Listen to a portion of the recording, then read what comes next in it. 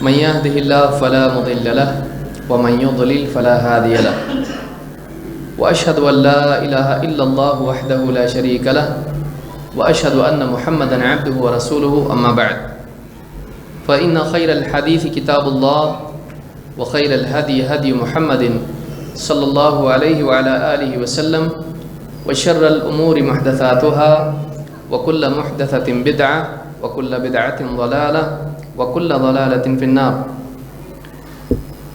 قال الله تبارك وتعالى وأنزلنا إليك الذكر لتبين للناس ما نزل إليهم ولعلهم يتفكرون. میرے محترم دینی بھائیوں اور قابل احترام ماں اور بہنوں،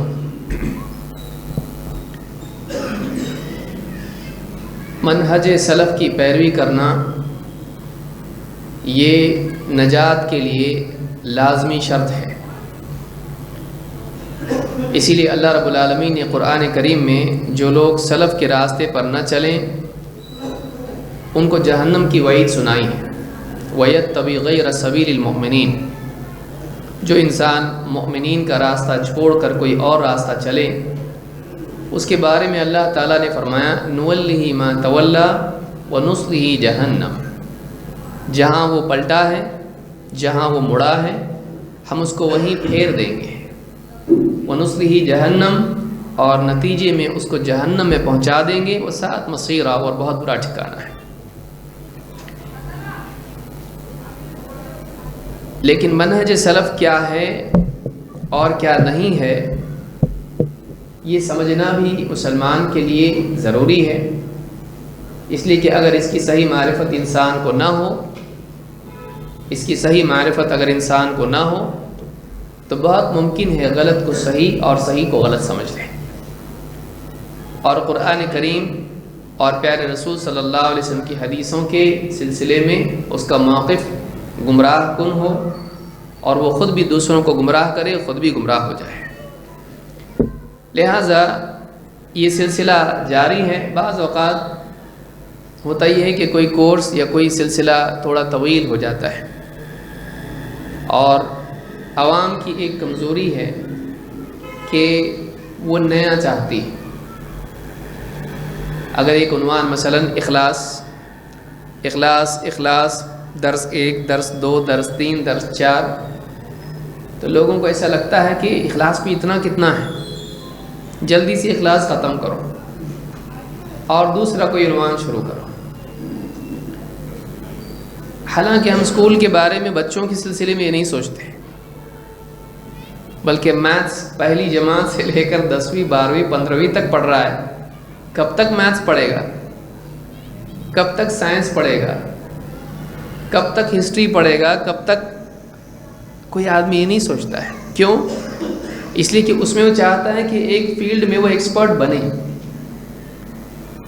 لیکن دین کا جہاں معاملہ آ جاتا ہے لوگوں کے اندر فوراً یہ مزاج بن جاتا ہے کہ کچھ نیا چٹپٹا سننے کو ملے، ایک چیز پہ کب تک، حالانکہ واپس وہی درس تو نہیں ہو رہا ہے نا. اس عنوان کے تحت کئی چیزیں سیکھنے کو مل رہی ہیں. لہٰذا یاد رکھیں کہ یہ بھی شیطان کا دھوکہ ہے کہ ایک انسان کے دل میں یہ بات ڈالتا ہے کہ جب یہ ٹاپک ختم ہو جائے گا تب آؤں گا میں. یاد رکھیں اس کو سال بھی لگ سکتا ہے، لہٰذا جو جانے والے ابھی سے سوچ لیں. لیکن اس کے تحت کئی اور چیزیں ہم کو سیکھنے ملیں گی جو بہت ضروری ہیں. بعض بیانات دیکھیے جوش والے ہوتے ہیں، آدمی ایک دم رو دیتا ہے، بعد میں دل دہل جاتا ہے، بلا شبہ وہ بھی ضروری ہے. لیکن ایک انسان کے جذبات اگر قوی ہوں، معلومات اگر کمزور ہو تو وہ جذبات اس کو بدعت میں، گمراہی میں بھی لے جا سکتے ہیں. لہٰذا جہاں جذبات ضروری ہیں وہاں یہ بھی ضروری ہے کہ ہماری معلومات صحیح ہو، ہم کو معلوم پڑے کہ واقعی صحیح کیا ہے.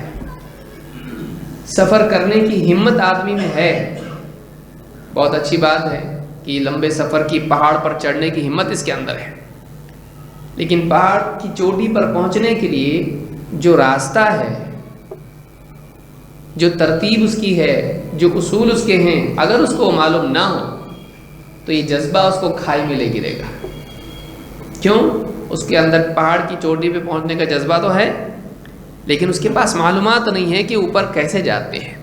اسی لیے کئی لوگ ایسے جذبے والے جاتے ہیں، کبھی خود کے جوش کی وجہ سے، کبھی دوسروں کے جذبے دلانے کی وجہ سے، اوپر جانے کے بعد ہمالیہ پہاڑ پہ جب ان کو کچھ سمجھ میں نہیں آتا ہے تو وہیں پر برف میں ٹھٹر کے مر جاتے ہیں، کیونکہ تیاری پوری نہیں تھی، یا پھر پاؤں پھسل کے کہیں نیچے چلے جاتے ہیں، برف کی تہ میں دب کے مر جاتے ہیں۔ کیوں؟ معلومات صحیح نہیں تھی۔ لہٰذا جہاں آپ کے پاس دین کا جذبہ ہے وہیں آپ کے پاس دین کی صحیح معلومات بھی ہونا چاہیے، اور ان دونوں طرح کے دروس کا سلسلہ جاری رہنا چاہیے۔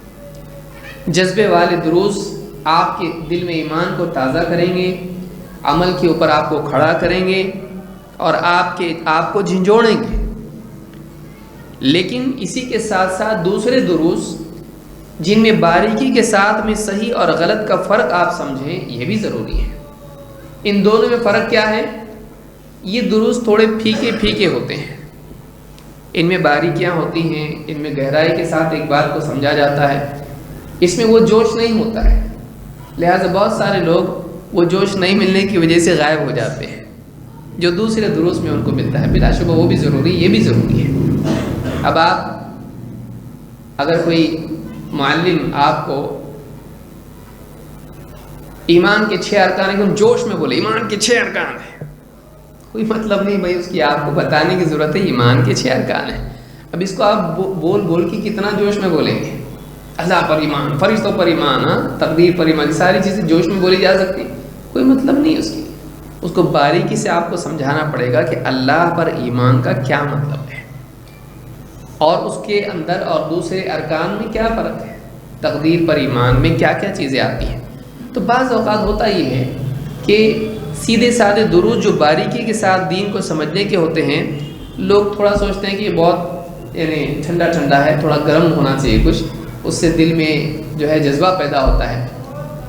وہ ضروری ہے، یہ بھی ضروری ہے، بلکہ اس سے زیادہ یہ ضروری ہے۔ کیوں؟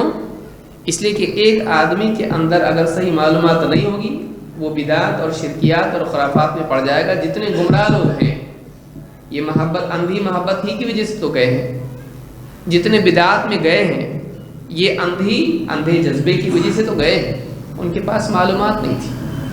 لہٰذا اس کو یاد رکھیں، اور ایک اصول، ایک جملہ میرا ہمیشہ یاد رکھیں کہ ہم دینی دروس میں آئیں، دینی دروس میں آنے کے 2 ہدف ہو سکتے ہیں، 2 مقصد ہو سکتے ہیں۔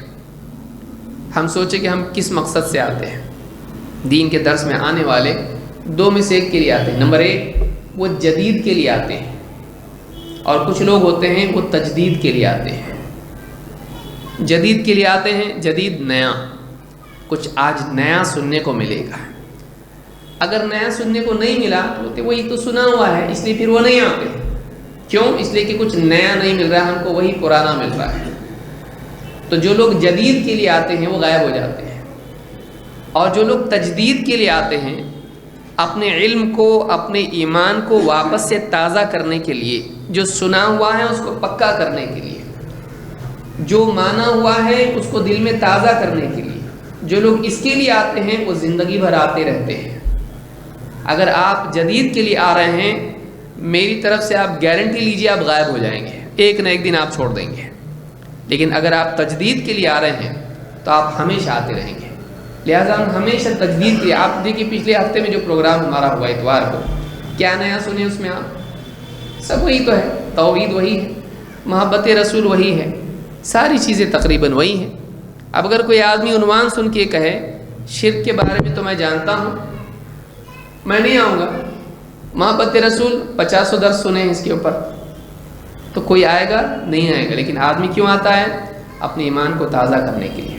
تو جو تجدید کے لیے آئے گا وہ ہمیشہ آئے گا، لیکن جس کو اچار کی اہمیت جس کی نگاہ میں کھانے سے زیادہ ہے وہ نہیں آئے گا۔ آپ اچار کھاتے ہیں، بہت اچھی بات ہے، کھائیے، لیکن آپ اچار کو کھانے کا بدل نہیں کر سکتے۔ کھانے کی لذت میں بڑھنے کے لیے اچار ٹھیک ہے، کوئی آدمی کہے کہ روزانہ اچار کھاؤں، کھانا نہیں کھاؤں گا میں، تو وہ آدمی بیمار پڑ جائے گا۔ اسی لیے جہاں علمی دروس ضروری ہیں جذبات پیدا کرنے والے دروس بھی ضروری، جہاں وہ ضروری یہاں یہ بھی ضروری ہے، اور دونوں کی اہمیت اپنی جگہ ہے۔ لہٰذا یاد رکھیں کہ بعض اوقات کچھ ہمارے احباب کی طرف سے آتا ہے، یہ کب تک چلے گا؟ سوال کیا آتا ہے، یہ جو منہج سلف کا چل رہا ہے یہ کب تک چلے گا؟ کب تک چلے گا؟ اگر میں کہوں کہ آپ کی پوری زندگی چلے گا تو مسئلہ کیا ہے؟ کوئی فرق تو نہیں پڑے گا، کیونکہ ہم کو زندگی بھر سیکھتے رہنا ہے۔ گھبرائیے مت کہ زندگی بھر نہیں چلے گا یہ، بلکہ ختم ہوگا۔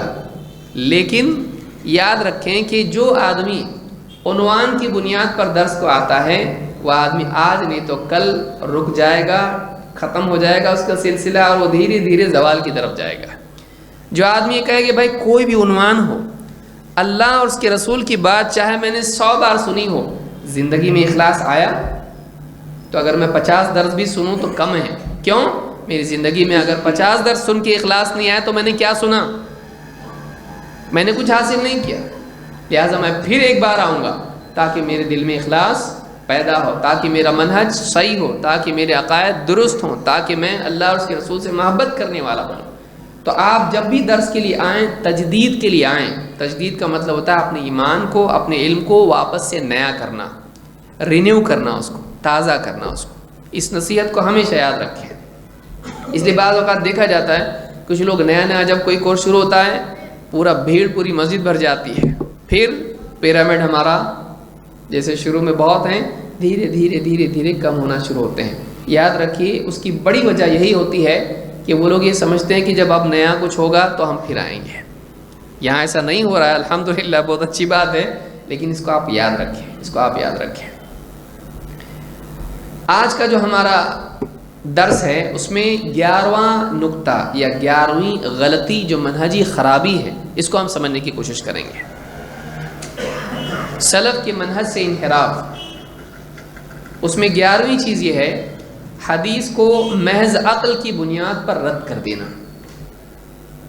یہ منہج سلف نہیں کہ ایک آدمی حدیث کو عقل کی بنیاد پر رد کر دے۔ شیخ محمد عمر بازمول کہتے ہیں لیس من منہج السلف رد الحدیث اذا لم تبلغه العقول والاعتراض علیہ بل منہجهم الاتباع والتسلیم آمنا به کل من عند ربنا۔ یہ آل عمران کی آیت نمبر 7 ہے۔ کیا فرماتے ہیں؟ کہتے ہیں حدیث اگر عقل میں نہ آئے تو اسے رد کر دینا اور اس پر اعتراض کرنا سلف کا منہج نہیں۔ سلف ہم سے پہلے گزرے ہوئے صحابہ، تابعین، تبع تابعین، یہ ہمارے سلف ہیں اور ان کی امام محمد رسول اللہ صلی اللہ علیہ وسلم۔ تو کہتے ہیں حدیث اگر عقل میں نہ آئے تو اسے رد کر دینا اور اس پر اعتراض کرنا سلف کا منہج نہیں ہے، بلکہ سلف کا منہج اتباع اور تسلیم ہے۔ جیسا کہ اللہ تعالیٰ نے فرمایا، اہل ایمان کہتے ہیں آمنا بہ کل من عند ربنا، ہم اس پر ایمان لے آئے، یہ سب ہمارے رب ہی کی طرف سے نازل ہوا ہے۔ یہاں پر آج جو ہمارے درس میں سیکھنے کی چیز ہے وہ یہ کہ کبھی ایسا ہوتا ہے کہ دین کی کوئی بات ہماری عقل میں نہیں آتی ہے، کبھی قرآن کی بات عقل میں نہیں آتی، کبھی حدیث کی بات عقل میں نہیں آتی ہے، کبھی کوئی عقیدے کا مسئلہ ہوتا ہے جو جلدی سمجھ میں نہیں آتا، کبھی کوئی شرعی حکم ہوتا ہے وہ واقعی اس کی حکمت اور اس کا فائدہ سمجھ میں نہیں آتا۔ اگر ہم یہ کریں کہ عقل کو بنیاد بنائیں، کہیں کہ جب میں اس کو پوری طرح سمجھوں گا تبھی اللہ کی بات مانوں گا، میں پوری طرح سمجھوں گا تو ہی اللہ کے رسول صلی اللہ علیہ وسلم کی بات مانوں گا، تو یہ ایمان نہیں ہے۔ اللہ اور اس کے رسول کی بات کو مان لینا ایمان ہے، چاہے سمجھ میں آئے یا نہ آئے۔ جب آپ نے اللہ کو اپنا رب اور معبود مان لیا، اللہ کے کلام کو حق مان لیا، جب آپ نے یہ بات تسلیم کر لی کہ اللہ تعالیٰ کوئی بات غلط نہیں بولتا ہے، تو پھر اب اللہ کی طرف سے کوئی بھی بات آپ کے سامنے آئے آپ کو اس کو مان لینا چاہیے۔ یہی معاملہ رسول کا ہے صلی اللہ علیہ وسلم۔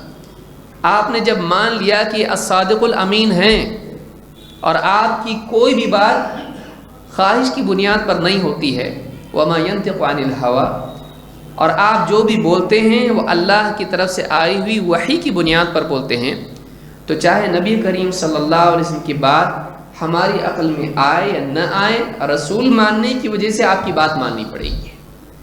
اب آپ یہ نہیں کہہ سکتے ہیں اللہ کی وہ بات مانوں گا جو عقل میں آئے، رسول کی وہ بات مانوں گا جو عقل میں آئے۔ عقل کو آپ نے اللہ اور اس کے رسول سے بڑا بنا دیا ہے۔ جب تک کہ عقل اللہ اور اس کے رسول کے تابع نہ ہو جائے تب تک کہ آدمی مسلمان نہیں ہوتا ہے۔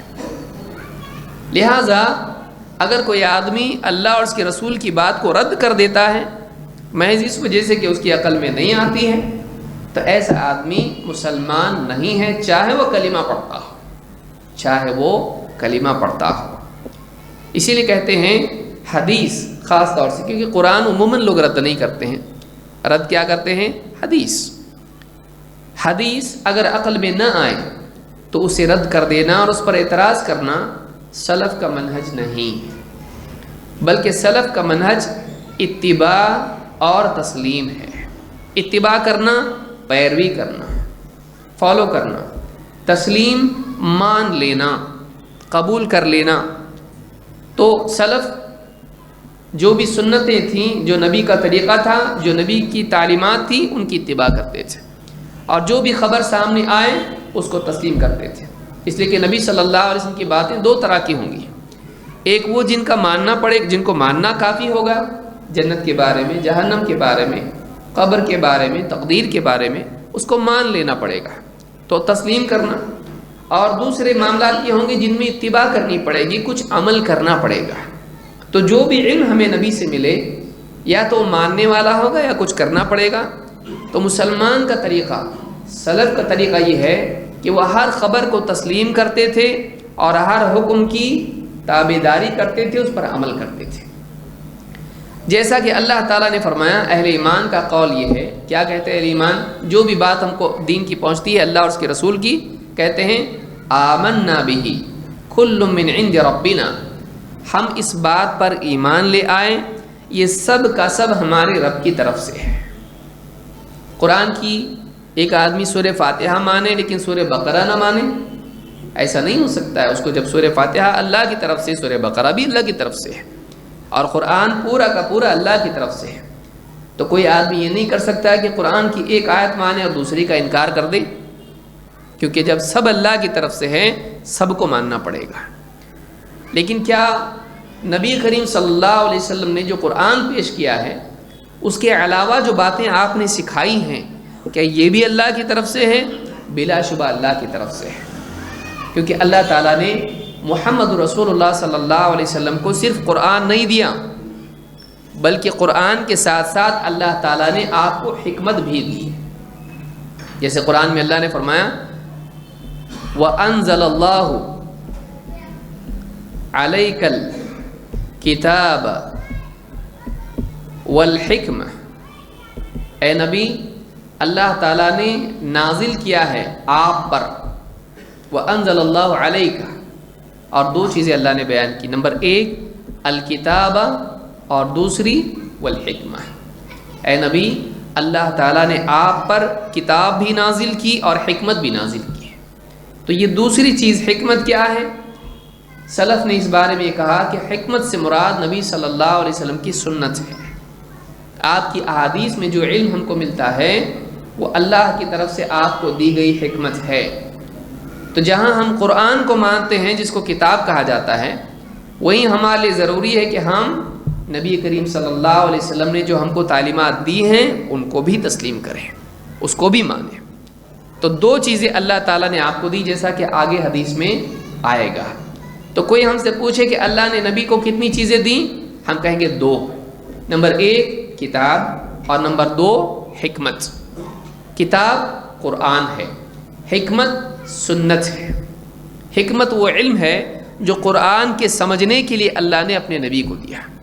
لہٰذا جب قرآن کے الفاظ ہم نبی سے لے رہے ہیں تو قرآن کا فہم بھی نبی سے لینا ضروری ہے۔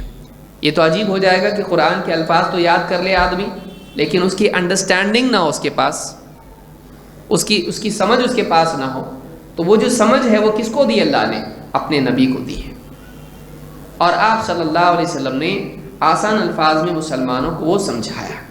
تو یہ سلف کا منہج ہے۔ تو اب رکاوٹ کیا بنتی ہے حدیث کے انکار میں؟ عقل۔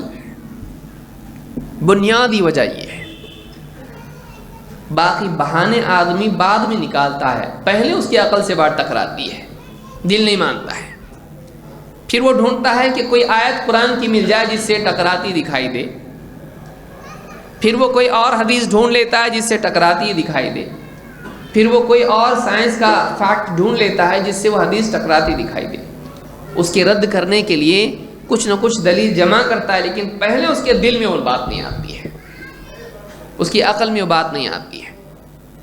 چاہے عقل میں آئے یا نہ آئے، مان لینا یہ ایمان ہے۔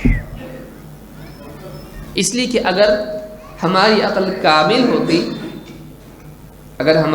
کامل ہوتی اور اس میں کچھ بھی سمجھ میں نہیں آتا ہے، ایسا عذر اس کے پاس نہیں ہوتا بلکہ ہر چیز سمجھ میں آ جاتی ہے، تب تو کچھ بات تھی۔ لیکن آج آپ دیکھتے ہیں کہ دنیا کی کتنی چیزیں آپ کو سمجھ میں نہیں آتی ہیں، کتنی سائنس کی تھیوری ہیں جو آپ کی سمجھ میں نہیں آتی، کتنے قوانین فطرت ہیں جو آپ کو سمجھ میں نہیں آتے ہیں، دنیا کے کتنے اور میدان ہیں علم کے جو آپ کو کچھ بھی سمجھ میں نہیں آتا ہے۔ کیا آپ سب کا انکار کر دیتے ہیں؟ آپ نہیں کرتے انکار۔ آپ کیا کہتے ہیں؟ بھئی یہ سب چیزیں سائنٹسٹ لوگوں کو سمجھ میں آتی ہے، اپنے بس کی بات نہیں ہے، لیکن ہے کہ نہیں، مانتا کہ نہیں؟ تو مانتے ہیں لیکن سمجھتا نہیں ہم لوگوں کو۔ بہت ساری چیزیں دنیا کی انسان کو سمجھ میں نہیں آتی ہیں، لیکن آدمی اس کا انکار نہیں کرتا ہے۔ تو دین میں ایسا کیوں کرتا ہے کہ وہ چیز سمجھ میں نہ آئے تو اس کا انکار کر دے، جبکہ وہ رسول کی بات ہے۔ کبھی محدثین کی شان میں گستاخی کر دیتا ہے، کبھی حدیثوں کو عقل اور سائنس، کبھی اخلاق کے خلاف بتا کر اس کو رد کر دیتا ہے۔ کوئی نہ کوئی سہارا ڈھونڈ لیتا ہے جس کے ذریعے اس حدیث کا انکار آسان ہو جائے۔ لہٰذا حدیث کے بارے میں یہ بات یاد رکھیں کہ ایک آدمی جس کے سامنے واضح ہو جائے کہ یہ بات نبی کی ہے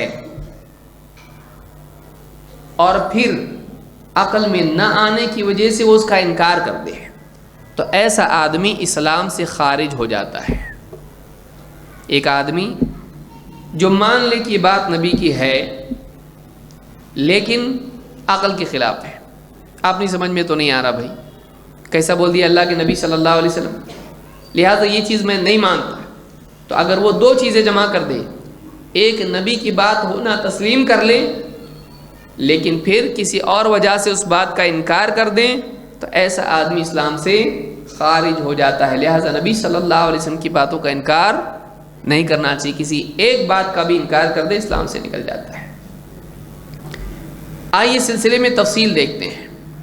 پہلی بات تو یہ کہ اللہ کی طرف سے آنے والی وحی یا عقیدے کی باتیں محض عقل کی وجہ سے ان کا انکار کرنا، یہ کفار اور مشرکین کا طریقہ ہے، مسلمانوں کا نہیں۔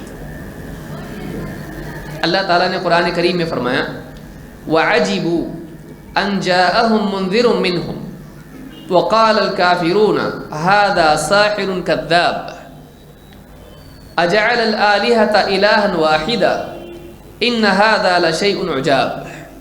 کہا کہ اللہ تعالیٰ فرماتا ہے وَعَجِبُوا، ان لوگوں نے تعجب کیا اس بات پر کہ ڈرانے والا، خبردار کرنے والا انہی میں سے آ گیا، انسانوں میں سے انسانوں کو خبردار کرنے کے لیے نبی اور رسول آیا کہ انسان وَعَجِبُوا أَن جَاءَهُم مُنذِرٌ مِّنْهُمْ، انہوں نے اس بات پر بڑا تعجب کیا کہ خبردار کرنے والا، ڈرانے والا، آخرت سے، جہنم سے، اللہ کے عذاب سے ڈرانے والا ایک انسان ہی ان کے اندر نبی اور رسول بن کے آ گیا۔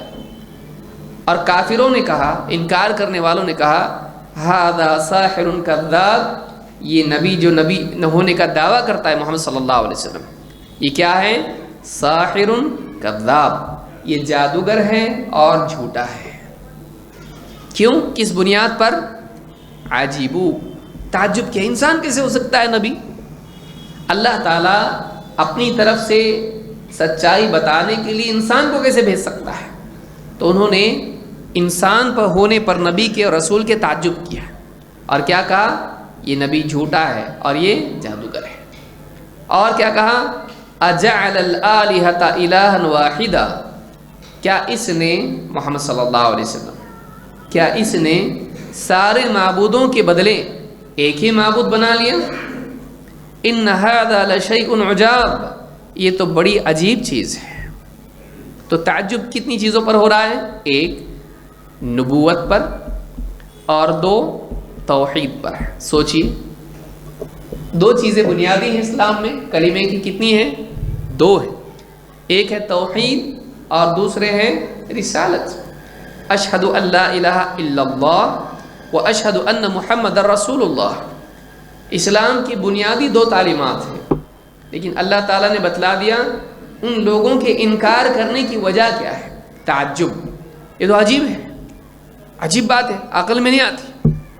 عجیب ہے، سمجھ میں نہیں آتا ہے. کیا کہ اللہ تعالیٰ نمبر ایک انسان کو اپنا پیغمبر بنا کے بھیجے. اتنا بڑا اللہ اور عام انسانوں میں سے ایک انسان کو چن لے اور اس کے سامنے اپنا پیغام رکھ دے اور بتاؤ، یہ سمجھ میں نہیں آتا بھائی اپنی ہے. نمبر ایک رسالت کا انکار، دو توحید. اتنے سارے معبود کا ایک ہی، عجیب. اتنے سارے معبودوں کے بدلے ایک کو معبود بتا دیا یہ رسول، یہ تو بڑی عجیب ہے. وَإِنَّ هَذَا لَشَيْءٌ عُجَابٌ، یہ تو بڑی عجیب چیز ہے. تو عجیب بنا کر، عجیب مان کر انکار کرنا مسلمانوں کا طریقہ نہیں ہے، یہ قریش کا، مشرکین عرب کا طریقہ ہے کہ ایک چیز جب ان کو عجیب لگے تو انکار کر دیا جائے. لہذا ایسی بہت ساری چیزیں دین میں ہیں جن پر انسان کو تعجب ہوگا، عجیب ہے، لیکن اس سے اس چیز کی عظمت دل میں پیدا ہونے کی بجائے اگر شک پیدا ہو جائے تو یہ کفار کے طریقے پہ چلنے والا آدمی ہے. بہت ساری چیزیں عجیب ہوتی ہیں، ان چیزوں کا عجیب ہونا ان کے انکار کی طرف ہم کو لے جائیں تو پھر یہ کیا ہے؟ یہ کفار کا طریقہ. ہاں وہ چیز ثابت بھی ہونا چاہیے. یہ نہیں کہ بزرگوں کے جھوٹے قصے آدمی بیان کرے اور بولے کہ بھائی مان لو اس کو، لیکن اللہ اور اس کے رسول کی بات چاہے کتنی بھی عجیب کیوں نہ ہو. اب دیکھیے عیسیٰ علیہ السلام بغیر باپ کے پیدا ہوئے، عجیب. اور آدم علیہ السلام بغیر ماں باپ کے پیدا ہوئے، اور عجیب. اور فرشتے نور سے پیدا ہوئے، دکھتے نہیں. جنات آگ سے پیدا ہوئے، عجیب. تو ہیں لیکن دکھتے نہیں. انسان کو بھٹکاتا ہے لیکن سننے آتا نہیں. دل میں وسوسے ڈائریکٹ ڈالتا ہے، کان سے بھی نہیں، عجیب. کتنی چیزیں عجیب ہے بھائی. جنت، جہنم، کتنے معاملات ہیں. ظاہر بات ہے کہ یہ عجیب ہے، لیکن ان کے عجیب ہونے کی وجہ سے کیا آدمی انکار کر دے؟ نہیں. عجیب ہونے کی وجہ سے انکار کرنا دنیا میں بھی بیوقوفی ہے. امریکہ میں بیٹھا ہوا ہے، سعودی عرب میں پہنچ گیا اور وہاں سے فون کر رہا ہے، نہ کچھ دھاگا ہے نہ کچھ کنیکشن ہے، اس کے ہاتھ میں موبائل فون ہے اور اس میں اس کا چہرہ دکھ رہا ہے، بات کر رہا ہے، ویڈیو پہ چیٹ کر رہا ہے پورا. عجیب. اس میں کہاں سے آ گیا یہ؟ نہ اس کے اطراف کوئی کنیکشن نہیں. بولے اس کا کیسا ہے؟ سیٹلائٹ سے چلتا ہے، سیٹلائٹ سے وہاں سے اس میں آتا ہے، وہاں سے اس میں آتا ہے. دکھ رہا تو نہیں جا رہا ہے، ایسا کچھ دکھ رہا ہے نہیں، کچھ بھی دکھ رہا نہیں ہے. ایسا کر کے دیکھ رہا ہے، ایسا کر کے دیکھ، کچھ بھی نہیں. اندھیرا کر کے دیکھ رہا ہے، نہیں دکھ رہا ہے کچھ بھی. کیسا جا رہا ہے؟ دکھ رہا نہیں جا رہا. ڈیٹا پیکٹس کیسے جا رہے ہیں بھائی؟ نہیں جا رہا ہے. تو کیسے عجیب نہیں ہے؟ لیکن پھر بھی آدمی مانتا ہے اس کو. کتنی چیزیں مانتا ہے آدمی. تو محض تعجب کی بنیاد پر انکار کرنا اللہ اور اس کے رسول کی بات کا یہ مسلمانوں کا طریقہ نہیں ہے. اور ایک مثال دیکھیے، اللہ تعالیٰ نے فرمایا، آخرت کا بھی عقیدہ بہت امپورٹنٹ ہے دین میں. کہا بل عجیبوا، بلکہ انہیں بڑا تعجب ہوا، ان جاءہم منذر منہم، کہ انہی میں سے ایک خبردار کرنے والا ان کے پاس آ گیا. انسانوں میں سے رسول انہیں خبردار کرنے کے لیے آیا. فقال الکافرون ھذا شیء عجیب، تو کافر کہہ اٹھے یہ تو بڑی عجیب چیز ہے، یہ تو بڑی عجیب چیز ہے. اذا متنا وکنا ترابا، کیا ہم مر جائیں گے، ہمیں موت آئے گی اور ہم زمین میں مٹی بن کے مل جائیں گے، ہم زمین میں مٹی میں مل جائیں گے، ذالک رجع بعید، کیا واپس اس کے بعد زندہ ہوں گے؟ یہ تو واپس زندہ ہونا بہت دور کی بات لگتی ہے. ذالک رجع بعید، بعید دور، رجع واپس لوٹنا. تو مشرکین کہہ رہے ہیں نمبر 1 ان کو تعجب کس پہ ہو رہا ہے؟ انسانوں میں سے رسول کیسا اللہ چنا؟ آسمان سے کوئی فرشتہ آنا چاہیے تھا، ایک دم عجائبات دکھا کے ہم کو مسلمان بننے کی دعوت دیتا، ہم بنتے ہیں. عام انسان ہمارے درمیان 40 سال تک رہا ہے، وہ کھڑے ہو کے بول رہا ہے اللہ کا رسول میں ہوں، یہ سمجھ میں نہیں آتا ہے. نمبر 1. نمبر 2، اور یہ کہہ رہا ہے کہ مرنے کے بعد جب ہم زمین میں دفن کر دیے جائیں گے اور سڑ گل کے مٹی ہمارا بدن ہو جائے گا، پھر ایک دن آنے والا ہے کہ واپس ہمارا جسم جیسا دنیا میں تھا واپس سے ویسا ہو جائے گا. تو مٹی میں ملنے کے بعد پھر سے ہم زندہ ہوں گے اور وہی بدن واپس سے جمع ہو کے واپس سے جسم بن کے حشر میں جمع ہوں گے. ذالک رجع بعید اذا متنا وکنا ترابا، کیا جب ہم مر جائیں گے اور مٹی ہو جائیں گے تو واپس زندہ ہوں گے؟ ذالک رجع بعید، یہ واپس لوٹنا بہت دور کی چیز ہے، سمجھ میں نہیں آتی، یہ عقل سے پرے چیز ہے، ہمارا دل مانتا نہیں ہے. تو آخرت کا انکار اور نبوت کا انکار، پھر 2 عقیدے یہاں پر آ گئے. ان کے انکار کی وجہ کیا ہے؟ عجیب. تو تعجب کر کے اللہ اور اس کے رسول کی بات کا انکار کرنا کس کا طریقہ ہے؟ فقال الکافرون، کافروں کا طریقہ ہے، مسلمانوں کا نہیں. لہذا مسلمانوں کا طریقہ کیا ہے؟ ہم مانتے ہیں آمنا بہ کل من عند ربنا، ہم ایمان لائے یہ سب ہمارے رب کی طرف سے، جو بات بھی اللہ بتا دے جب رب کی طرف سے ہے تو صحیح ہے، جو بات بھی رسول بتلا دیں رسول کی بات پکی ہے ہم مانتے ہیں. لہٰذا یہ طریقہ مسلمان کا ہونا چاہیے کہ اللہ اور اس کے رسول کی بات کو بغیر کسی حجت کے مان لے. امام الذہبی رحمۃ اللہ علیہ کیا فرماتے ہیں سنیے. امام الذہبی کہتے ہیں وَإِذَا رَأَيْتَ الْمُتَكَلِّمَ الْمُبْتَدِعَ يَقُولُ، جب تو بات کرنے والا علم کلام میں مبتلا کسی بدعتی کو دیکھے کہ وہ کہہ رہا ہے دعنا من الکتاب والاحادیث الاحاد وہات العقل، کہ کوئی بدعتی بحث کرنے والا تجھ سے کہے قرآن اور حدیث کو سائیڈ میں رکھو، ذرا عقل سے سمجھاؤ، یا قرآن اور ایسی حدیثیں جو احاد ہیں، دعنا من الکتاب والاحادیث الاحاد، قرآن کو چھوڑو اور ایسی حدیثوں کو چھوڑو جو احاد ہیں، ان کو چھوڑو، وہات العقل، عقل لاؤ، عقل سے دلیل لاؤ. فاعلم انہ ابو جہل، کیا کہتے ہیں کہ جو آدمی کہے کہ کوئی آدمی بدعتی جب یہ کہے کہ قرآن اور حدیث کو چھوڑو بھائی ذرا عقل سے ثابت کرو، تو ایسا آدمی کیا ہے؟ دعنا من الکتاب والاحادیث الاحاد وہات العقل. تو کہتے ہیں فاعلم انہ ابو جہل، وہ جہالت کا باپ ہے. ابو جہل اس کی نسبت وہاں بھی بتا رہے ہیں لیکن یہاں کیا بتا رہے ہیں؟ 1 نمبر کا جاہل ہے وہ آدمی، کیونکہ چیزیں ثابت کرنے کے لیے عقل نہیں ہے، چیزیں ثابت کرنے کے لیے کیا ہے؟ کتاب و سنت ہے. بھائی مسلمان کا پیمانہ کیا ہے؟ عقل. کوئی بھی دہری آ کے آپ کو ثابت کر کے چلا جائے گا عقل سے، کیونکہ آپ کی عقل کمزور ہے، اس کی عقل آپ سے اچھی ہے.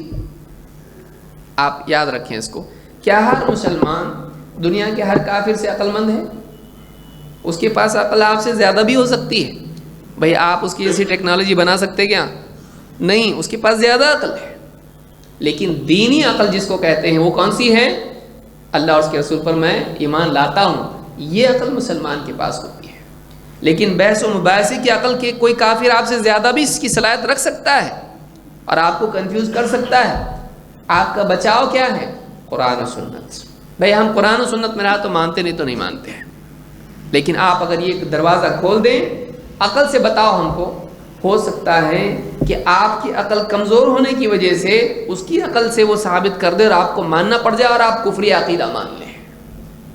لہٰذا کبھی بھی عقیدے کی بنیاد عقل پر نہیں رکھی جائے گی، عقیدے کی بنیاد رکھی جائے گی کتاب و سنت پر، ورنہ کوئی بھی آدمی اپنی عقل سے کچھ بھی ثابت کر سکتا ہے۔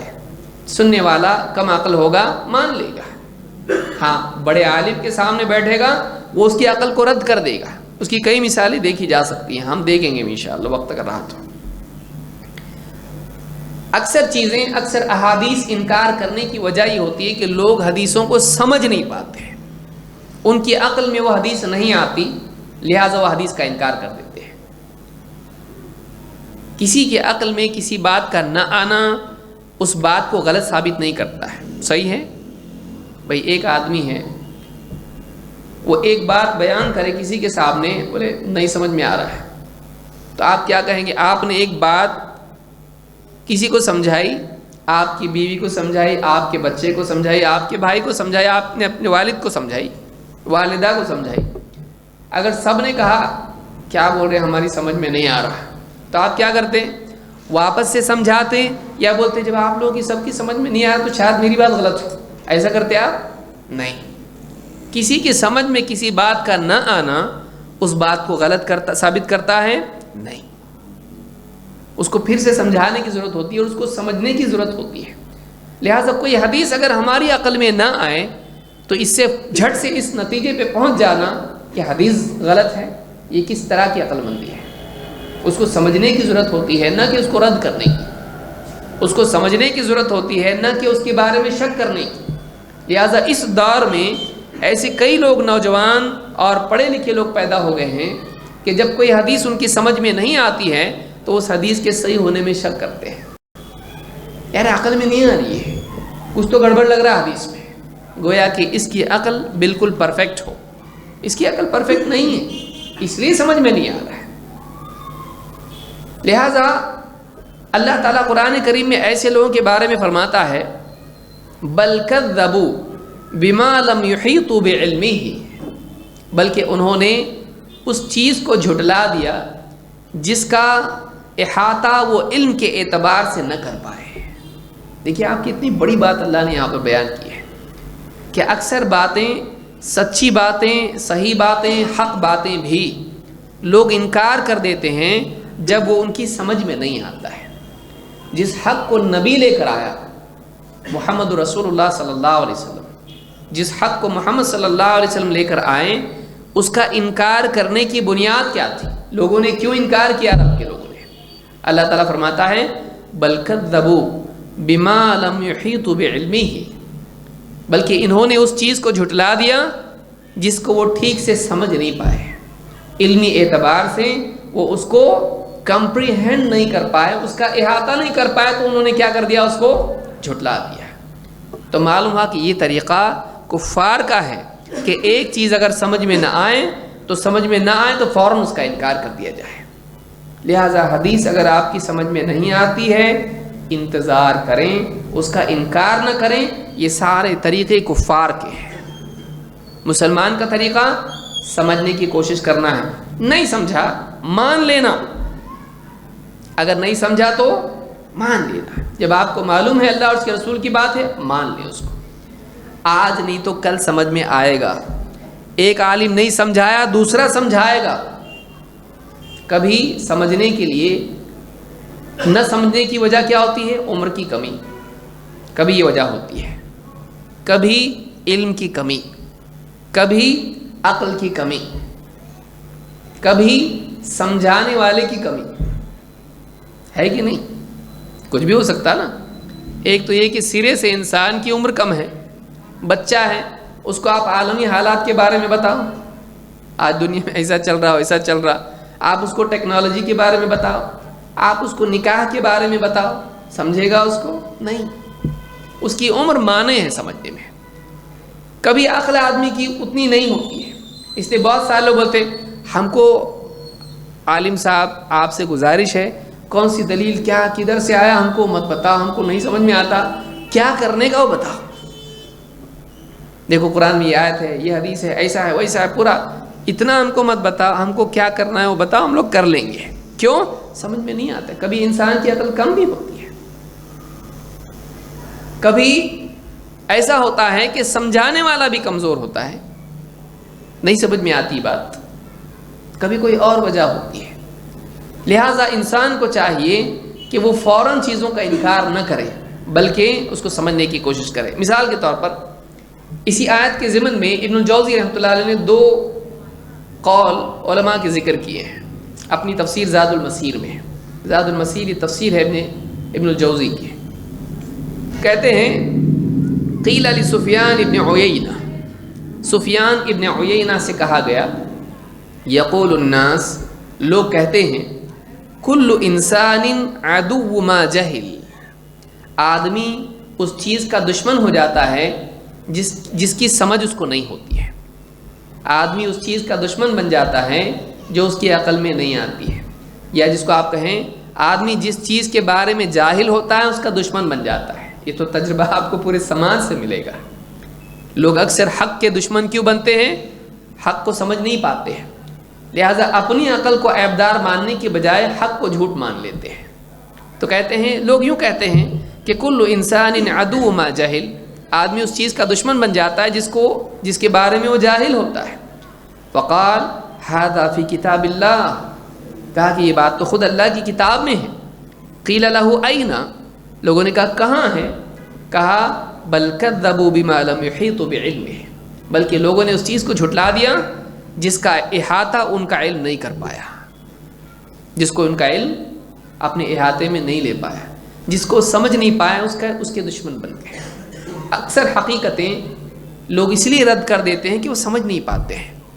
اسی طرح سے کہتے ہیں وقیل الحسین ابن الفضل، حسین ابن فضل مفسر ہیں، ان سے کہا گیا هل تجد فی القرآن من جہل شیئا عاداہ، کیا آپ کو قرآن میں اس چیز کے بارے میں کوئی دلیل ملی جو لوگ کہتے ہیں کہ جو آدمی کسی چیز کے بارے میں جاہل ہوتا ہے تو اس کا دشمن بن جاتا ہے؟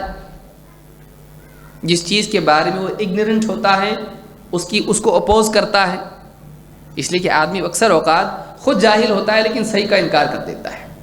تو من جہل شیئا عاداہ، قرآن میں ہے کہ اس بارے میں کچھ سپورٹ؟ کہا نعم فی موضعین، کہا 2 جگہ ہے، یہ بات قرآن میں 2 جگہ ہے۔ کہاں؟ ایک تو کہا قولہ بل کذبوا بما لم یحیطوا بعلمہ، انہوں نے اس چیز کو جھٹلا دیا جو ان کے علم میں نہیں آئی ہے، جو ان کی سمجھ میں نہیں آ سکی ہے۔ اور 2 وَإِذْ لَمْ يَهْتَدُوا بِهِ فَسَيَقُولُونَ هَذَا إِفْكٌ قَدِيمٌ، جب انہیں اس چیز کی سمجھ نہ مل سکی تو انہوں نے فوراً کہہ دیا یہ تو پرانا جھوٹ چلا آ رہا ہے، یہ جھوٹ ہے جو پہلے سے گھڑا ہوا ہے۔ تو جب انہیں وہ چیز سمجھ میں نہیں آئی تو فوراً اس کو جھوٹ قرار دے دیا۔ اسی لیے اکثر اوقات انسان ایک چیز کا رد کر دیتا ہے جبکہ وہ چیز صحیح ہوتی ہے، لیکن کیوں رد کرتا ہے؟ اس کو لگتا ہے غلط ہے، لیکن ہوتا یہ کہ وہ خود غلط ہوتا ہے۔ میں سمجھتا ہوں کہ ہم میں سے ہر ایک کی زندگی میں ایسا ہوا ہوگا کہ اس نے اپنی عمر کے کسی حصے میں ایک چیز کو غلط کہا، لیکن بعد میں سمجھ میں آیا کہ نہیں وہ بات صحیح ہے، اور پھر ماننا پڑا۔ یہ انسان کی کمزوری، لہٰذا انکار میں جلدی نہیں کرنا چاہیے بلکہ انسان کو تحقیق کرنا چاہیے۔ لیکن جب اللہ اور اس کے رسول کی بات ہے تو اس میں اور کیا تحقیق کرے گا؟ زیادہ سے زیادہ تحقیق یہی کر سکتا ہے کہ واقعی قرآن میں ہے کہ نہیں، واقعی حدیث ایسی ہے کہ نہیں، حدیث واقعی رسول کی ہے یا جھوٹی حدیث ہے۔ اس حد تک تو ٹھیک ہے، لیکن جب ثابت ہو جائے اللہ کی بات ہے، ثابت ہو جائے رسول کی بات ہے، اب تحقیق کیا کرے گا؟ اب وہ صحیح ہوگی ہی، اب اس بارے میں نہیں کہ اللہ کی بات ہے دیکھنا پڑے گا صحیح کہ نہیں، ایسا کرے گا؟ رسول کی بات ہے لیکن دیکھنا پڑے گا صحیح بولے کہ نہیں اللہ کے رسول نے، ایسا کرے گا؟ نہیں، اللہ اور اس کے رسول کی بات کبھی غلط نہیں ہوتی ہے۔ ہاں یہ ہو سکتا ہے کوئی آدمی اللہ پر جھوٹ کہے، یہ ہو سکتا ہے کوئی رسول پر جھوٹ کہے، لیکن اللہ اور اس کے رسول کی بات کبھی غلط نہیں ہوتی ہے۔ تو یہ باتیں ہم نے دیکھی۔ اب مثال کے طور پر سلف کا طریقہ کیا ہے دیکھیے۔ عائشہ رضی اللہ تعالیٰ فرماتی ہیں لما اسری بالنبی صلی اللہ علیہ وسلم، جب اللہ کے نبی صلی اللہ علیہ وسلم کو اسرا معراج کا جو سفر ہے اس کا ایک نام اسرا بھی ہے. اسرا کہتے ہیں جو مکہ سے آپ نے بیت المقدس تک سفر کیا اس کو اسرا کہتے ہیں. اس کے بعد بیت المقدس سے آسمان میں جب گئے اس کو معراج کہا جاتا ہے کیونکہ وہ عروج والا سفر ہے اور یہ اسرا ہے، رات کا سفر ہے. تو لما اسری بالنبی صلی اللہ علیہ وسلم، جب نبی کریم صلی اللہ علیہ وسلم کو معراج کا سفر کرایا گیا الی المسجد الاقصی، مسجد اقصی تک، جس کا ذکر قرآن میں آیا ہے، اصبح یتحدث الناس بذلک، لوگوں میں اس بارے میں بات چیت ہوئی، لوگ گپ شپ کرنے لگے، اس بارے میں لوگوں میں بحث مباحثہ اس پر ہونے لگا. فارتد ناس ممن كان آمنوا به وصدقوه، کچھ لوگ ایسے ہوئے جنہوں نے اس کی تصدیق کی اور کچھ لوگ ایسے ہوئے جنہوں نے اس کا انکار کر دیا اور کافر ہو گئے. فارتد الناس ممن كان آمنوا به وصدقوه، کئی ایسے لوگ جو اللہ کے نبی صلی اللہ علیہ وسلم پر ایمان لائے تھے اور آپ کے رسول ہونے کی تصدیق کی تھی، ان میں سے کئی لوگ مرتد ہو گئے. جیسے ہی سنا نبی صلی اللہ علیہ وسلم راتوں رات جا کے مسجد اقصی واپس آئے اور مزید یہ کہ آسمان کی بھی سفر کیا، تو کئی لوگ مرتد ہو گئے. ایسا کیسا ہو سکتا ہے؟ راتوں رات نہیں ہو سکتا ہے. کئی لوگ مرتد ہو گئے. وسعى رجال من المشرکین الی ابی بکر رضی اللہ عنہ، اب بعض لوگوں کو مشرکین میں سے، کفار میں سے موقع مل گیا، چلو کچھ تو ملا، جھٹلانے کی کوئی بیس مل گئی، بنیاد مل گئی. تو کچھ لوگ مشرکین میں سے دوڑے دوڑے ابو بکر صدیق رضی اللہ عنہ کے پاس آئے. فقالوا هل لك الى صاحبك، سنا آپ کے ساتھی کیا کہہ رہے ہیں؟ پہنچی کہ نہیں بات؟ کس کے پاس گئے؟ ابو بکر صدیق رضی اللہ عنہ کے پاس. کب بات پہنچی کہ نہیں؟ یزعم الى صاحبک یزعم انه اسری به الليلة الى بیت المقدس، کہا کہ دیکھو تم کو بات پہنچی کہ نہیں تمہارے ساتھی کی، حضرت کی بات سنے کہ نہیں؟ کیا کہ راتوں رات بیت المقدس جا کے لوٹے ہیں، یہ تم کو پتہ چلا کہ نہیں؟ قال او قال ذلك، کیا محمد صلی اللہ علیہ وسلم نے خود یہ بات کہی ہے؟ ابو بکر صدیق دیکھیے یہاں غور کریں، انہوں نے کیا پوچھا؟ لوگ بولیں تو اور بات ہے، لیکن کیا محمد رسول اللہ صلی اللہ علیہ وسلم نے یہ بات کہی ہے؟ او قال ذلك، کیا آپ نے یہ بات کہی ہے؟ قالوا نعم، ہاں وہی کہہ رہے ہیں بھائی، آپ کے ساتھی کہہ رہے ہیں کہ راتوں رات مسجد اقصی جا کے آئے ہیں. ابو بکر صدیق رضی اللہ تعالی نے کہا لئن قال ذلك لقد صدق، اگر اللہ کے رسول صلی اللہ علیہ وسلم نے ایسا کہا ہے تو پھر سچ کہا ہے، اگر آپ نے کہا صحیح ہے. قالوا او تصدقه انه ذهب الليلة الى بیت المقدس وجاء قبل ان يصبح، کہا کہ تم اس بات کو صحیح مان رہے ہو کہ راتوں رات بیت المقدس گئے اور راتوں رات واپس بھی لوٹے صبح ہونے سے پہلے، فجر سے پہلے؟ فقال نعم، کہا ہاں میں اس کو صحیح مانتا ہوں. انی لأصدقه بما هو ابعد من ذلك، کہا کہ دیکھو میں تو اس سے بھی اور زیادہ عجیب چیز کو سچ مانتا ہوں. راتوں رات میرے نبی کا بیت المقدس جا کے آنا، یہ ماننا کوئی بڑی بات نہیں ہے. میں اس سے بھی زیادہ عجیب چیز، اس سے بھی زیادہ مشکل اور بعید چیز کو مان لیتا ہوں. کیا ہے؟ اصدقه فی خبر السماء فی غدوۃ او روحۃ، کہا کہ میں یہ مانتا ہوں کہ آسمان سے آپ کے پاس خبر لائی جاتی ہے صبح شام، تو یہاں تک کہہ رہا ہے مسجد اقصی تک. میرے پاس تو یہ عقیدہ ہے کہ جبریل آسمان سے زمین تک آتے ہیں اور ایک دن میں کئی بار آتے ہیں، صبح بھی آتے ہیں شام میں بھی آتے ہیں. ایک دن میں کئی بار وہ آسمان والا فرشتہ ہمارے نبی کے پاس آتا ہے. مرتبہ میرا نبی اگر چلا گیا تو کیا مسئلہ ہے؟ اس کے ماننے میں کیا عجیب چیز ہے؟ جس کے پاس آسمان سے فرشتہ آتا ہے وہ اگر بیت المقدس چلا جائے ایک رات میں اور واپس لوٹ آئے تو کیا عجیب ہے اس کے اندر؟ حضرت عائشہ فرماتی ہیں فَلِذَلِكَ سُمِّيَ أَبَا بَكْرٍ الصدیق، یہی وہ وجہ ہے کہ ابو بکر رضی اللہ تعالیٰ کو صدیق کہا گیا، ان کا لقب کیا پڑا؟ الصدیق. صدیق کس کو کہتے ہیں؟ جو حق کو مانے، اس کی تصدیق کرے، اپنے قلب سے، اپنے قول سے، اپنے عمل سے۔ لہٰذا یہ سلف کا طریقہ ہے کہ جب نبی کی بات ان کو پہنچ جائے فوراً مان لیں۔ یہ نہیں کہا کہ اتنی عجیب بات ہے کیسا ماننے کا، سوچنا پڑے گا، اس بارے میں میٹنگ کرنی پڑے گی، سوچیں گے، دیکھیں گے۔ نہیں، جب یہ بات نبی کی ہے، کنفرمڈ ہے، ہم مانتے ہیں اس کو، ہم اس کو تسلیم کرتے ہیں۔ امام الحاکم اور امام البیہقی نے اس کو روایت کیا ہے۔ اس کے برعکس اگر کوئی آدمی انکار کرتا ہے تو اللہ تعالیٰ نے فرمایا وَمَن يُشَاقِقِ الرَّسُولَ، جو رسول کی مخالفت کرے، مِن بَعْدِ مَا تَبَيَّنَ لَهُ الْهُدَى، ہدایت کے واضح ہو جانے کے بعد یہ بات ثابت ہو جائے کہ یہ بات رسول کی ہے، اور اس بات کا صحیح مطلب بھی صاف واضح ہو جائے۔ دو چیزیں ثابت ہونا ضروری ہیں، ایک واقعی بات رسول کی ہے، دو اس بات کا یہی مطلب ہے۔ اس کی بات واضح ہو جائے کہ کیا مطلب ہے اور رسول کی ہے، دونوں باتیں واضح ہو جائیں، اس کے بعد بھی رسول کی مخالفت کرے۔ وَيَتَّبِعْ غَيْرَ سَبِيلِ الْمُؤْمِنِينَ، اور ایمان والوں کا راستہ چھوڑ کے اور راستہ چلے، نُوَلِّهِ مَا تَوَلَّى، جہاں وہ مڑا ہے ہم اس کو وہیں موڑ دیں گے، وَنُصْلِهِ جَهَنَّمَ، اور جہنم میں پہنچا دیں گے، اور وَسَاءَتْ مَصِيرًا، کیا فرمایا؟ وَسَاءَتْ مَصِيرًا، وہ بہت برا ٹھکانہ ہے۔ لہٰذا جو حق واضح ہونے کے بعد انکار کر دے ایسا آدمی جہنمی ہے، بلکہ ایسا آدمی جو رسول صلی اللہ علیہ وسلم کی بات صاف ظاہر ہونے کے بعد انکار کر دے، ایسا آدمی اسلام کے دائرے سے خارج ہو جاتا ہے۔ اس لیے رسول کریم صلی اللہ علیہ وسلم کی احادیث کا انکار نہیں کرنا چاہیے۔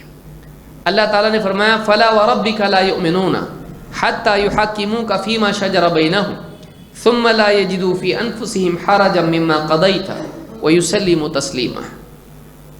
فَلَا وَرَبِّكَ، ہرگز نہیں، آپ کے رب کی قسم اے نبی، لا یؤمنون، وہ ایمان والے نہیں ہو سکتے، حتی یحکموک فیما شجر بینہم، جب تک کہ اپنے آپس کے اختلاف میں آپ کو حکم، فیصل، جج تسلیم نہ کر لیں۔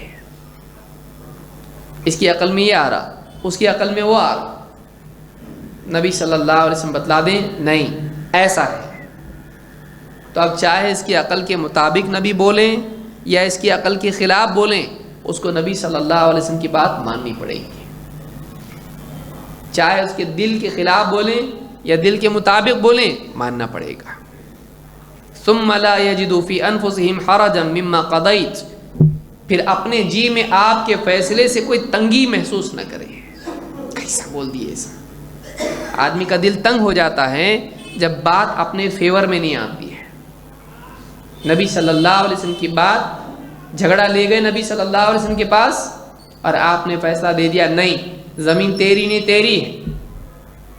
اب دل میں تنگی پیدا ہو گئی کہ میرے حق میں فیصلہ نہیں دیا، میرے خلاف فیصلہ دے دیا۔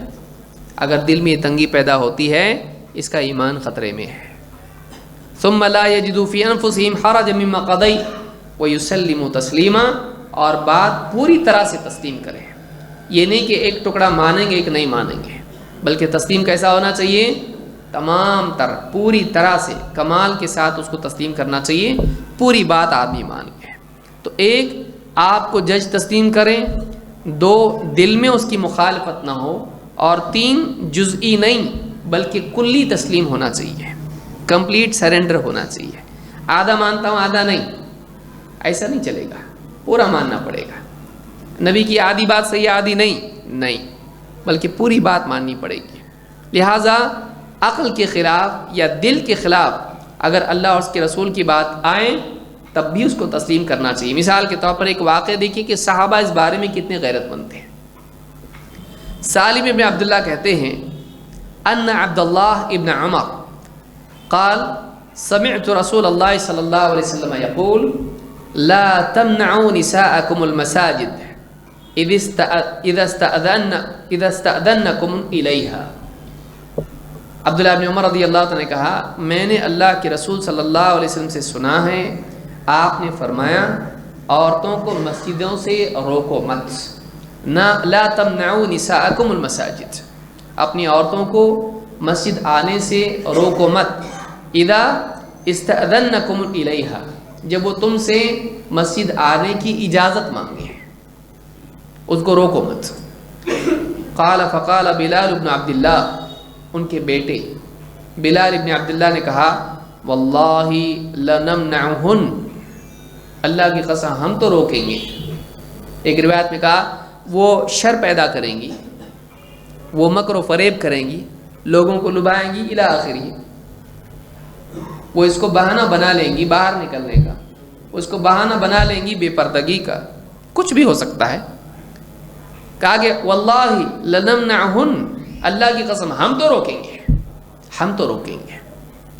قال فاقبل علیہ عبداللہ ابن عمر رضی اللہ تعالیٰ عنہ اس کی طرف متوجہ ہوئے، فسبہ سبا سیئا ما سمعتہ سبہ مثلہ قط، ان کی زبان سے میں نے ایسی سخت بات سنی کہ اس سے پہلے ان کی زندگی میں کبھی انہوں نے اتنی سخت بات نہیں کہی تھی، گویا کہ ایک دم سخت زبان استعمال کی۔ سب کہتے ہیں گالی کو، یا ایسی بات جو بالکل سخت ہو اور اس کی شان کو گرانے والی ہو۔ میں نے اتنی سخت بات ان کی زندگی میں ان کی زبان سے کبھی نہیں سنی تھی، ایسی سخت ڈانٹ اپنے بیٹے کو دی۔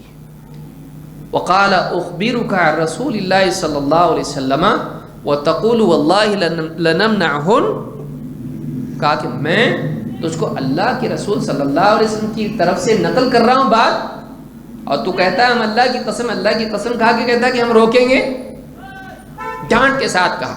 صحیح مسلم کی حدیث۔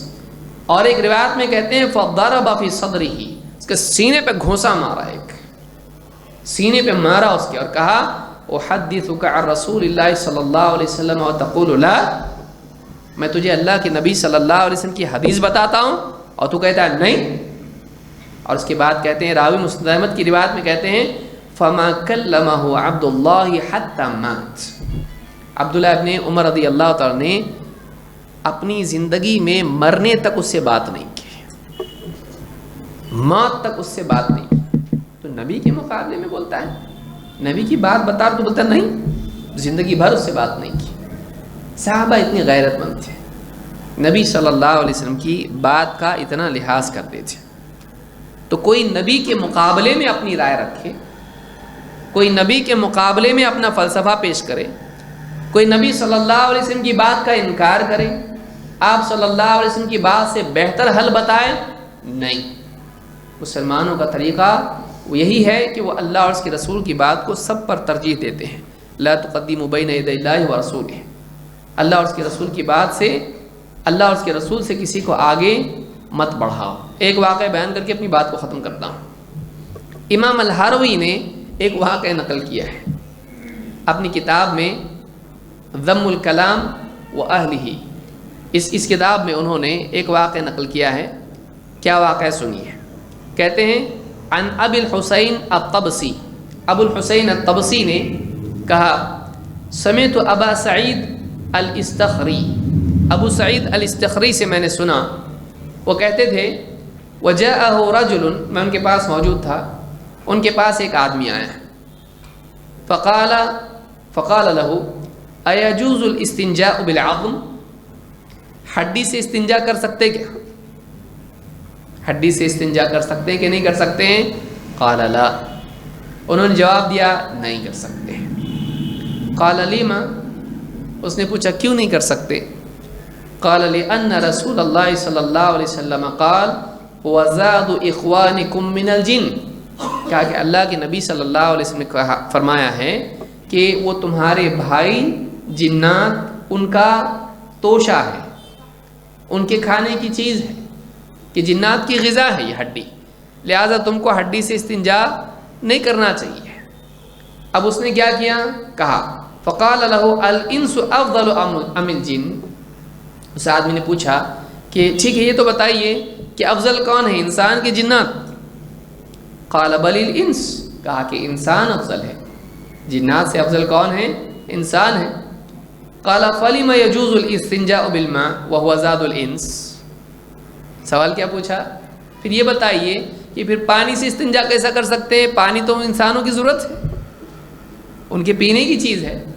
جب کھانے کی چیز ہڈی جنات کی ہے اس سے استنجا نہیں کر سکتے ہیں، تو پینے کی چیز انسانوں کی پانی ہے، اس سے استنجا کیسا کر سکتے ہیں؟ عقل میں تو بات آ رہی ہے. ٹھیک ہے، دیکھیے کس کی عقل میں آ رہی کس کی نہیں آ رہی. قال فعد علیہ واخذ بحلقه وهو يقول یا زندیق تعاند رسول اللہ صلی اللہ علیہ وسلم وجعل يخنقه فلولا انی ادرکته لقتله. کہتے اتنا غصہ ہوئے وہ کہ اس کا گلا پکڑ لیا. کہا کہ زندیق کہیں کا اللہ کے رسول صلی اللہ علیہ وسلم کی حدیث کے مقابلے میں بولتا ہے. اور کہتے ہیں اس کا گلا دبا دیا. کہتے اگر میں وہاں موجود نہیں ہوتا بچانے کے لیے اس کو تو یہ اس کا گلا گھونٹ دیتے، مار ڈالتے اس کو. علماء ایسے تھے، پسند نہیں کرتے تھے اس چیز کو. آپ کسی کا گلا نہ دبائیں. اس زمانے میں حاکم الگ ہوتا تھا، اس زمانے میں الگ ہے. کیس ہو جائے گا آپ کے اوپر. خالی دبا دیں، مرے نہ بھی تو کیس ہو جائے گا آپ کے اوپر. لیکن یہ آپ دیکھیے کہ سلف کی غیرت کتنی تھی. یہاں کوئی آدمی کہہ سکتا لیکن وہ ٹھیک ہے سب، لیکن بات اس نے جو کیا اس کا کیا، کہ جب ہڈی جنات کی غذا ہے اس سے نہیں کر سکتے ہیں تو پھر پانی انسانوں کی غذا ہے اس سے کیسے کر سکتے ہیں. دیکھیے کسی چیز کی ایک وجہ نہیں کئی وجہیں ہوتی ہیں. حدیث میں جہاں یہ بتایا گیا ہے کہ وہ جنات کی غذا ہے ہڈی، وہیں یہ بھی بتایا گیا ہے انہما لا یطہران. حدیث میں کیا کہا اللہ کے رسول صلی اللہ علیہ وسلم نے؟ یہ چیزیں پاک نہیں کرتی ہیں، گوبر اور ہڈی سے پاک نہیں ہوتے ہیں. تو ایک ایڈیشنل وجہ اس کی ہے، وہ بیسک وجہ نہیں ہے. اس لیے آپ نے کیا کہا؟ اب دیکھیے دونوں کو ملا کے دیکھیے. نمبر ایک، ہڈی سے آدمی استنجا اس کا پاک ہوتا ہے نہیں. اور دو، وہ جنات کی غذا ہے. لیکن پانی سے پاک ہوتا ہے اور وہ انسانوں کی غذا ہے، تو اس سے دونوں کام ہو سکتے ہیں. پینے کے بھی کام آتا ہے اور نہانے کے بھی کام آتا ہے. اسی لیے غسل جو ہوتا ہے وہ پانی سے ہوتا ہے، استنجا پانی سے ہوتا ہے. تو اس کے استعمال اللہ نے کیا فرمایا؟ اللہ تعالیٰ نے تمہارے لیے ماء لیطہرکم بہ، اللہ تعالیٰ نے پانی تم پر نازل کیا. کیوں؟ لیطہرکم بہ، تاکہ اس کے ذریعے سے تم کو پاک کرے. وانزلنا علیکم ماء طہورا، تمہارے لیے پانی نازل کیا. کیسا پانی ہے وہ؟ ماء طہورا، اللہ نے یہ پاک کرنے والا پانی ہے. تو جب اللہ نے خود اس کو پاک کرنے والا قرار دیا ہے تو ہم اس کو پاکی کے لیے کیوں استعمال نہیں کریں؟ لیکن جنات کی جو وجہ ہے وہ ایک وجہ یہ ہے، ہڈی ان کی غذا ہے، ہڈی ان کی غذا ہے. لیکن دوسری وجہ کیا ہے کہ ہم استنجا نہ کریں اس سے؟ آپ نے فرمایا انہما لا یطہران، کہ ہڈی اور گوبر سے استنجا پاک نہیں ہوتا ہے. کر لے تو بھی نہیں ہوگا، کر لے تو بھی نہیں، کیونکہ کیا فرمایا؟ لا یطہران، پاک نہیں کرتے ہیں. لہذا پانی پاک کرتا ہے لیکن ہڈی پاک نہیں کرتی ہے. ہڈی ان کی غذا ہے، اس لیے ہم کو استعمال نہیں کرنا چاہیے استنجا کے لیے. لیکن کیا ہڈی دوسرے کام میں استعمال نہیں ہو سکتی ہے؟ ہو سکتی ہے. ہڈی سے اگر کنگھی بنا لیں تو کیا مسئلہ ہے؟ اگر ہڈیوں سے پہلے استعمال ہوتی تھی تو ایسی چیزوں سے اگر کچھ ہڈی سے کچھ اور استعمال کرتے، یہ تو نہیں کہا کہ کسی اور چیز کے لیے ہڈی استعمال مت کرو، کر سکتے ہیں لیکن استنجا کے لیے مت کرو کہ کھانے کی چیز اس میں کیوں استعمال ہو. لیکن ہمارے پاس پانی کے سوا اور پتھر کے سوا کچھ ہے تیسرا نہیں، تو ہم پانی استعمال کریں گے، افضل ہے. اور اگر وہ میسر نہ ہو تو کیا کریں گے؟ مٹی استعمال کریں گے، یعنی پتھر استعمال کریں گے، ڈھیلے سے صفائی کریں گے. دونوں میں سے کوئی بھی چل جاتا ہے. یہ بھی دو چیزیں آسانی سے میسر ہوں تو پھر ہم تیسری چیز کیوں استعمال کریں؟ لہٰذا کہا کہ تیسری چیز چھوڑ دو. اگر پانی نہ بھی ملے تم کو تو تم کیا کر سکتے ہو؟ پتھر سے استنجا کر سکتے ہو. اور اس میں مناسبت علماء نے ذکر کی کہ انسان کی تخلیق دو چیزوں سے ہوئی ہے. نمبر ایک پانی سے، نمبر دو مٹی سے. صحیح؟ پہلا انسان بنا کس سے؟ مٹی سے. اور اس کی اولاد پیدا ہوئی کیسے؟ پانی سے، منی. علم نخلقکم من ماء مہین، انسان کو اللہ نے کیسے پیدا کیا؟ کم تر پانی سے، یعنی منی سے. تو پہلا انسان بنا مٹی سے، دوسرا بنا اس کے بعد سلسلہ پانی سے، پانی سے جاری رہا. تو اللہ تعالیٰ نے انسان کی طہارت کے لیے بھی اس کی فطرت کے مناسب چیز دی ہے کہ یا تو پانی یا پھر مٹی، اس کو ہڈی کی ضرورت نہیں ہے، ان دو سے استنجا کرے گا، ان دو سے پاکی حاصل کرے گا، چاہے وضو کا معاملہ ہو یا استنجا کا معاملہ ہو۔ وضو بھی کرے گا تو پانی سے، اگر وہ نہ ملے تو کیا کرے گا؟ تیمم کرے گا، اس کی فطرت کے عین مطابق ہی ہے۔ تو یہ عقل میں تو آتی بات، ہڈی جنات کے لیے چھوڑ دی گئی ہے کہ تمہارے بھائیوں کا کھانا ہے مت لو اس کو، لیکن صرف یہ وجہ نہیں تھا۔ اب یہ عقل والا آیا، کیا کہا کہ انسان سے افضل جب جنات ہے، جب جنات کا خیال رکھنا چاہیے تو انسان کا بھی رکھنا چاہیے، لیکن اس نے یہ نہیں دیکھا کہ پانی کتنا پرسنٹ ہے زمین پہ، 70% پانی ہے اور آسمان سے بھی نازل ہوتا ہے، تو اس کو استعمال کیا جائے، اور اللہ نے اس کو نازل کیا ہے پاکی کے لیے، یہ دلیل بھی تو ہے۔ لیکن اس کو دیکھنے کی بجائے اس نے کیا کیا؟ حدیث کے مقابلے میں عقل کو استعمال کیا ہے۔ تو انہوں نے کیا اس کو تحفہ دیا؟ اس کا گلا پکڑ لیا، کہتے اگر میں نہیں بچاتا اس کو مار ڈالتی ہے۔ تو سلف جو ہے یہ پسند نہیں کرتے تھے کہ یعنی حدیث کے مقابلے میں ایک آدمی عقل کو پیش کرے۔ اس کی اور مثالیں اور گمراہیاں انشاءاللہ ہم اگلے دروس میں دیکھیں گے، اور اللہ تعالیٰ سے دعا ہے کہ ہم سب کو نبی کریم صلی اللہ علیہ وسلم کی احادیث کی تعظیم کرنے اور اس کے مطابق عمل کرنے کی توفیق عطا فرمائے۔ اقول ھذا استغفر اللہ لی ولکم۔